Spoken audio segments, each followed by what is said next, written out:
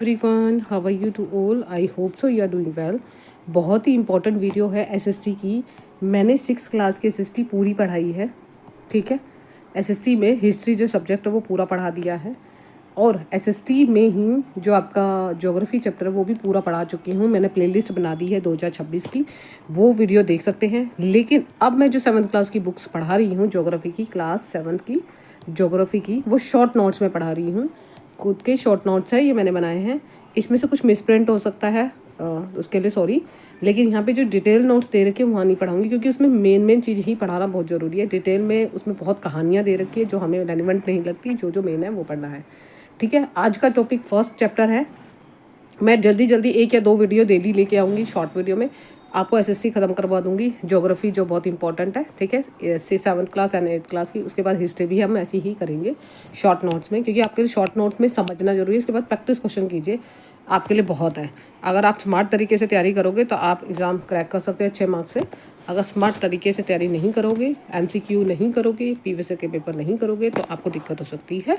तो इसलिए प्लीज़ अपनी तैयारी कर रही है, कंटिन्यू रखिए, और पीवीएस के जितने हो सके प्रैक्टिस क्वेश्चन कीजिए। ठीक है, बहुत ही आपको उसी से ही आप काफ़ी मार्क्स गेन कर सकते हो। अगर सीरियसली उसको, अगर आपको कोई कंसेप्ट समझ नहीं आ रहा तो आप वीडियो देख लीजिए। ठीक है, उस चीज़ को आप क्लियर कर सकते हैं। आज हम पढ़ने जा रहे हैं पर्यावरण। पर्यावरण आप सभी को पहले से ही पता है क्या होता है। जो आसपास की दुनिया में रहते हैं, चारों ओर जो भी हमें कुछ दिख रहा है वही हमारा सारा पर्यावरण है। पर्यावरण में हमारे चारों ओर जितने भी जीवित और निर्जीव और जीवित सजीव प्राणी होते हैं वो जीवित रहते हैं। भोजन और पानी, हवा, जानवर, पहाड़ आदि, घर, नदी, ये हमारे पर्यावरण का हिस्सा होते हैं। इसमें बहुत शॉर्ट नोट्स में लिया है। हमें अपने पर्यावरण से प्राप्त चीज़ों पर निर्भर रहते हैं, और यही बदलते हुए पर्यावरण को प्रभावित भी करते हैं। इसलिए हम पर्यावरण की रक्षा करनी चाहिए, ताकि आने वाली पीढ़ी स्वस्थ और सुरक्षित रह सके। ठीक है, अगला पॉइंट है कि पर्यावरण में क्या क्या शामिल होना चाहिए। ये वह चीज़ें हैं जो हमारे चारों ओर दिखती है, जो जीवित होती है, जैसे पौधे, जानवर, इंसान, और निर्जीव आप सबको पता ही है। पानी, हवा, मिट्टी, सूरज की रोशनी, घर, सड़क आदि, वाहन, ये है हमारे पर्यावरण का हिस्सा है। हम इनके सब रहते हैं और न उन्हीं पर निर्भर रहते हैं, इसलिए हमें इसकी देखभाल भी करनी चाहिए। यहाँ पे एक घटक बता दिए, बहुत इंपॉर्टेंट है, कई बार पूछ लिए जाते हैं। इसको हम समझ लेते हैं, जो मैंने हाईलाइट करते हुए लिए हैं। सबसे पहले पर्यावरण के घटक दे रखे हैं। सबसे पहले मानव निर्मित, मानव द्वारा बनाए गए, जिसने घर बनाया, सड़क बनाया, पुल बनाया, कारखाने और भवन बनाए हैं। उसके बाद हम समझ लेते हैं जीवित घटक। जीवित घटक में जिसमें मनुष्य आता है, पशु आते हैं, और हमारे पेड़ पौधे आते हैं, पक्षी आते हैं, और सूक्ष्म जीवी आते हैं। उसके बाद प्राकृतिक द्वारा बने गए हैं, मिट्टी हो गई, फिर हमारा पानी हो गया, फिर हवा हो गई, फिर पहाड़ हो गए और नदियाँ। ये सारे घटक आपको ध्यान में रखना, कई बार पूछ सकते हैं क्वेश्चन। अब इसमें से 3 पॉइंट थे जो इंपॉर्टेंट थे, तो मैंने हाईलाइट करते हुए यहाँ पे लिख दिए। सबसे पहले है प्राकृतिक घटक। प्राकृतिक द्वारा बनाए गए होते हैं, जिसमें हवा, पानी, मिट्टी, पहाड़, सूरज की रोशनी होती है। जीवित घटक जिसको हम होते हैं, ये वे जीव होते हैं जिसमें जीवन में मनुष्य, पौधे और ये कीट और सूक्ष्म जीवी, जो मैंने आपको समझा रही थी। एक और मानव द्वारा होते हैं, जो मनुष्य द्वारा बनाए जाते हैं, जैसे घर हो गया, सड़क, पुल, कारखाने, वाहन आदि। अब इसमें है कि पर्यावरण का महत्व क्यों है। पर्यावरण का महत्व आप सभी को पता है कि पर्यावरण हमें जीवन के लिए आवश्यक चीज़ें प्रदान करता है, हमारे स्वस्थ और खुशहाली रखता है, सभी जीवों के लिए रहने और बढ़ाने में मदद करता है, जलवायु को सुरक्षित रखने में सहायता करता है। और यहाँ पे जो पर्यावरण है, यहाँ पे जो मिसप्रिंट हो गया ये यही है कि पर्यावरण के बारे में यहाँ पे ऐसे, ठीक है, पर्यावरण के बारे में हमें कैसे रक्षा करनी चाहिए। पेड़ पौधे लगाए, देखभाल करें, पानी की बचत करें, कचरा कम करें, पुनः प्रयोग करें, रिसाइकिल करें, प्रदूषण ना फैलाएं, हवा व पानी व मिट्टी को साफ रखें, प्लास्टिक का कम प्रयोग करें, और जानवर पक्षियों के लिए दयालु बने रहे। ये पॉइंट हाईलाइट पॉइंट है, इसलिए पढ़ा रही हूँ क्योंकि इससे क्वेश्चन आते हैं। ठीक है, सबसे पहले है यहाँ पे कुछ समस्याएं भी आती हैं, उनको ध्यान में रखते हैं। सबसे पहले वायु प्रदूषण। वायु प्रदूषण आप सभी को पता है किससे होता है। वाहनों का जो धुआं होता है, कारखानों का धुआं, कचरा जलाने से होता है। स्वास्थ्य पर समस्याएं होती है, सांस लेने की दिक्कत होती है, जलवायु परिवर्तन होता है। पेड़ लगाना, स्वस्थ ईंधन का प्रयोग करना, सार्वजनिक वाहन का प्रयोग करना। जल प्रदूषण, जल में गंदगी, नदियों झीलों में डालना गंदगी, रसायन का प्रयोग करना। पानी दूषित होता है, जलीय जीवों को नुकसान होता है और बीमारियां फैलती है। गंदा पानी ना डालें, कारखानों का कम प्रयोग करें और पानी को बचाएं जितना हो सके। मृदा प्रदूषण भी होता है। मृदा प्रदूषण के बारे में हम पढ़ते हैं। मृदा प्रदूषण वह होता है जो रासायनिक उर्वरक डालते हैं, कीटनाशक दवाइयाँ आदि का प्रयोग करते हैं, प्लास्टिक कचरा डालते हैं, तो मिट्टी की जो उर्वरता होती है वो कम हो जाती है, उसकी गुणवत्ता कम हो जाती है, जिससे फसलों पर प्रभावित होता है। और खाद, इसमें ज़्यादा से ज़्यादा जैविक खाद का प्रयोग करें, रासायनिक वगैरह पदार्थ का कम प्रयोग करें, प्लास्टिक का कम प्रयोग करें, कचरा उसी स्थान पर डालें जहाँ डालना चाहिए। ध्वनि प्रदूषण क्या होता है। वाहनों का शोर लाउड स्पीकर और मशीनों वगैरह का शोर।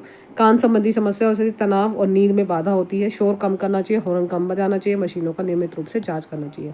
दूसरा जो यहाँ पे इंपॉर्टेंट पॉइंट है, वनों की कटाई। वनों की ज़्यादा से ज़्यादा लकड़ी के पेड़ काटना, खेतों में भूमि का उपयोग करना, ज़्यादा से ज़्यादा कटाई।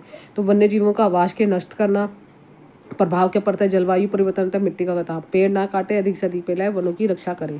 तो ये इंपॉर्टेंट पॉइंट था पर्यावरण से रिलेटेड। यहाँ पे भी एक लाइन मिसिंग है, तो मैं इसको लाइन को डाल देती हूँ। ठीक है, यहाँ पे 2-3 चीज़ें और मैं बुक का भी आपको दिखा दूंगी, ठीक है, ताकि कोई भी मिस प्रिंट ना हो। याद रखिए, पर्यावरण हमारे जीवन की रेखा है और हमें अपने पर्यावरण की रक्षा करनी चाहिए। छोटे से छोटा प्रयास मिलकर बड़ा बदलाव लाया जा सकता है। तो अब हम चलते हैं बुक की ओर, ताकि कुछ मिस रह गया होगा तो वो भी कवर हो जाएगा। ये 7th क्लास की बुक्स का चैप्टर 1 है, जो मैंने आपको शॉर्ट नोट्स में समझाया है। हम बुक को भी देख लेते हैं, कुछ पॉइंट मिस ना रह जाए, ताकि आपके एग्जाम में। सबसे पहले ये पर्यावरण के जीवन का बता रहा है कि सांस लेने के लिए क्या क्या चीज़ें आवश्यकता होती है, कहाँ का धुआं, ये हमारे लिए इंपॉर्टेंट। ये कहानी बताई गई है 4-5 बच्चों की। ठीक है, यहाँ तक हो गया। अब नेक्स्ट, एक्चुअली मैंने यहाँ पे स्क्रीनशॉट करके लिया हुआ है, तो ये मैंने आपको समझा दिया। ठीक है, यहाँ पे 2 पॉइंट जो मिसिंग थे उसको ध्यान में रखना है। सबसे पहला पॉइंट यहाँ पे जो था, जीवी क्या होते हैं, सजीव प्राणियों का संसार होता है जिसे पादप और जंतु कहते हैं। आजीवी क्या होते हैं, निजी पदार्थों का संसार, जैसे स्थल हो गए, मिट्टी हो गई, ये। इसलिए पर्यावरण को हमें यहाँ पे ध्यान में रखना है। यहाँ पे आंसर जो है, जीवित प्राणियों के चारों ओर पाए जाने वाले लोग, स्थान और वस्तुएं प्राकृतिक पर्यावरण कहते हैं।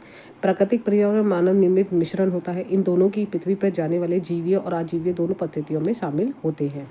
ठीक है, यहाँ तक आपको समझ में आ गया होगा। इसमें हमें कंसेप्ट, ये वाला पॉइंट हाईलाइट करते हुए है ना, पर्यावरण इन्वायरमेंट होता है जिस शब्द की उपस्थिति फ्रेंच भाषा के इन्वायरमेंट, जिसका अर्थ होता है पड़ोस।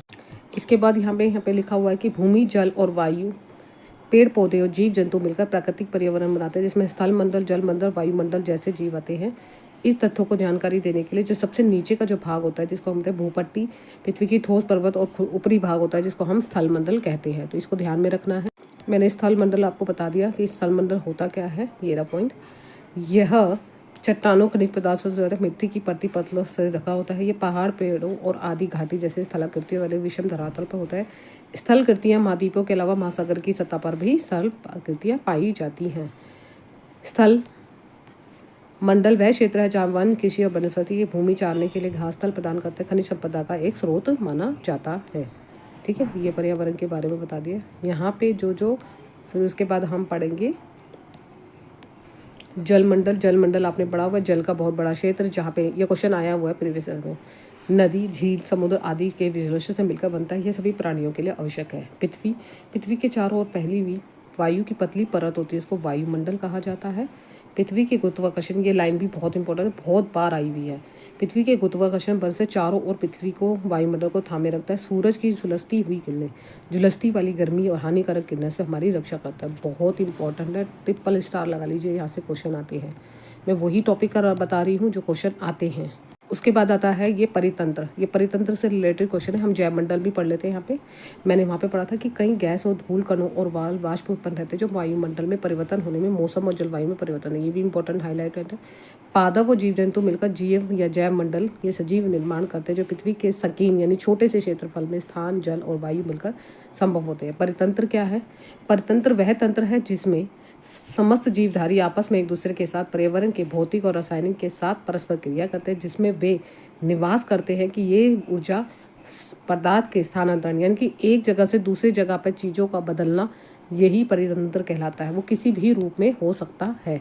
जैसे यहाँ पे एक उदाहरण के तौर पर हमने बताया कि रवि एक कैंप में था, तो हमारी वर्षा होती नहीं है, कहीं कहीं वर्षा होती है, कहीं कहीं वर्षा नहीं होती, कहीं कहीं गर्मी होती है, कहीं कहीं मौसम, जैसे अब हम मुंबई में देखेंगे तो मुंबई में बारिश का मौसम होता है और वहाँ पे 24 घंटे नमी बनी रहती है। तो यही एक परितंत्र है।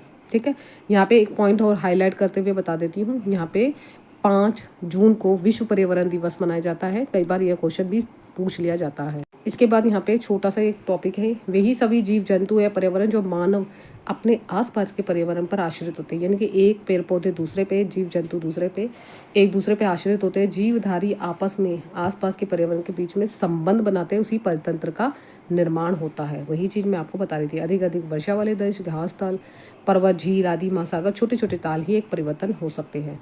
वस्तुनित्व हर बार कई बार पूछ लिया जाता है कि वस्तु विनिमय पद्धति क्या होती है, कि एक वस्तु का दूसरी वस्तुओं से व्यापार करना, अदला बदली करना, इसमें बिना धन का प्रयोग किया जाता है। तो काफ़ी ये चीज़ें शॉर्ट में भी दे दिया जाती है, ठीक है। उसके बाद हमारा जो है मानव पर्यावरण है। मानव पर्यावरण में वस्तु पद्धति यही के बारे में ही दे रखा है कि होती क्या है, ठीक है। इसको हमें नहीं पढ़ना है, जो पढ़ना है वही मैं आपको बार बार करा रही हूँ। तो आई होप सो यहाँ तक आपका चैप्टर बहुत छोटा सा था और मैंने आपको छोटे में भी कुछ पॉइंट जोड़ दिए, ऐड कर दिए, और कुछ बड़े भी हैं। तो ये पॉइंट्स को मैंने स्क्रीनशॉट करके लिए थे, जो मैंने ध्यान रखने, और जो मैंने हाईलाइट करे उसको बार बार में पढ़ना। वही से क्वेश्चन आते हैं, क्योंकि इसमें स्टोरी दे रखी है किताबों में, तो वो स्टोरी को हमें पढ़ने की ज़रूरत नहीं है। जो जो क्वेश्चन में पूछा जाता है वो देखिए, उस टॉपिक को, उस चैप्टर को भी ले सकते हो आप डेली। जैसे मान लीजिए 3-4 चैप्टर आपने देख ली कि हाँ, उससे क्वेश्चन 1 या 2 साल के, 3 साल के पेपर्स तक देखिए, बहुत है, सफिशिएंट होता है 3 साल। मुझे से ज़्यादा 4 साल, क्योंकि एक बारी में 2 बार 2 साल हुआ है। पिछले 2025 में एक ही बार हुआ है, तो इसलिए हर बार कुछ ना कुछ पेपर में मतलब जो भी है कि क्वेश्चन रिपीट आते हैं। काफ़ी सारे क्वेश्चन ऐसे होते हैं, कई बार पिछले जो पेपर में आए हुए हैं वो क्वेश्चन दोबारा दिए जाते हैं। तो इसलिए इस ध्यान को रखिए, टॉपिक वाइज देखेंगे तो आपको चैप्टर भी क्लियर होगा और समझ में आएगा। आई होप से ये वीडियो अच्छी लगी तो लाइक शेयर सब्सक्राइब कर दीजिए। एसएसटी के और वीडियो शॉर्ट में मिलेगी, सारी डिटेल में मैं नहीं करवाऊंगी, क्योंकि डिटेल में कराने का मतलब है कि आपका टाइम वेस्ट करना नहीं है। मेरा काम है स्मार्ट तरीके से आप प्रीवियस के क्वेश्चन देख लो। ये शॉर्ट वीडियो है, फटाफट इसको वीडियो को देखो, 10 मिनट की वीडियो है, 10 मिनट में आपका सबका क्लियर हो जाएगा। जो भी आपने प्रीवियस में आया वही मैं पढ़ा रही हूँ, ठीक है। बाय बाय, ठीक है। Have a nice day. Video अच्छी लगी तो लाइक शेयर सब्सक्राइब कर दीजिएगा। Thank you so much, take care.